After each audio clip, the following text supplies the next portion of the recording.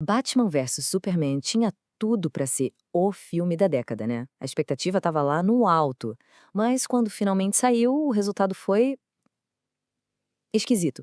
Não dá pra dizer que foi um desastre total, mas alguma coisa ali não encaixou. E todo mundo saiu do cinema com a mesma pulga atrás da orelha. Por quê? O que foi que deu tão errado? Então, é exatamente essa pergunta que a gente vai tentar responder hoje. Para fazer isso, vamos analisar esse filme como se fosse uma cena de crime, sabe? Procurando as pistas para entender o que raios aconteceu ali. A nossa investigação começa agora. Olha só, para começar, a gente pode dizer que, no fundo, todo filme se encaixa em uma de duas categorias. Ou ele é um filme inteligente, ou ele é um filme simples. E para ficar bem claro, isso não quer dizer bom ou ruim, tá? Um filme inteligente, complexo, pode ser incrível. E um filme simples, focado na ação, também pode ser sensacional. São só jeitos diferentes de contar uma história. E é exatamente aqui que o mistério de Batman vs Superman começa a ser revelado. O grande problema do filme não é ser inteligente ou ser simples. O problema é que ele tenta ser os dois ao mesmo tempo. O filme está literalmente em guerra com ele mesmo. É uma colisão de duas ideias totalmente opostas que acaba rasgando o filme por dentro. Pra gente entender isso melhor, vamos dar uma olhada em como o filme começa. A primeira parte dele, que é tipo mais da metade do filme, na verdade, prepara o terreno de um jeito que é surpreendentemente bem inteligente e cheio de camadas. Vamos olhar para as provas, então. A história da Lois Lane, por exemplo, é praticamente um filme de espionagem, um thriller político que caberia fácil num filme da série Bourne. O conflito do Batman com o Superman não é só soco e pontapé, é uma briga de ideias, de filosofias de vida. E o Lex Luthor? A motivação dele vai muito, mas muito além daquele clichê do vilão que só quer dominar o mundo. Cara, essa citação aqui, ela mostra perfeitamente a profundidade do personagem. A raiva que o Lex tem do Superman não é do nada, ela vem de um trauma real de infância. Na cabeça dele, um ser todo-poderoso que existe, mas não o salvou de um pai abusivo, não pode ser bom.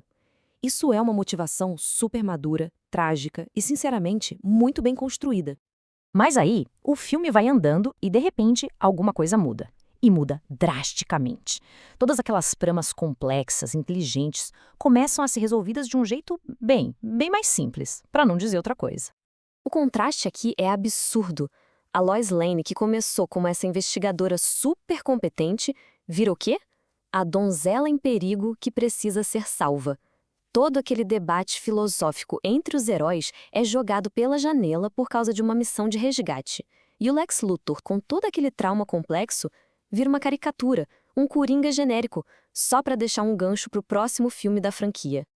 Então, o ponto é este. Batman vs Superman começa com um poema super profundo sobre os conflitos internos do Bruce Wayne e termina numa batalha de CGI gigantesca contra um monstro de computação gráfica sem cérebro nenhum.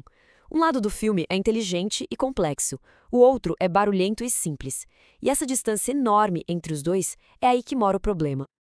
Ok, agora que a gente já entendeu qual é o problema, vamos investigar a causa. De onde veio essa divisão tão bizarra?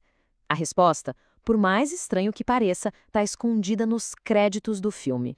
Olha que interessante, existe uma regra nos créditos de roteiro de Hollywood que pouca gente conhece. Se os nomes dos roteiristas são separados por um "and", aquele "e" comercial, significa que eles trabalharam juntos como uma dupla.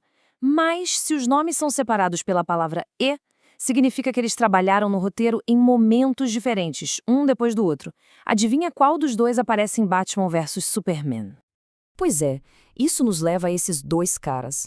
De um lado, David S. Goyer, um veterano de Hollywood conhecido por filmes de ação, blockbuster puro como Blade.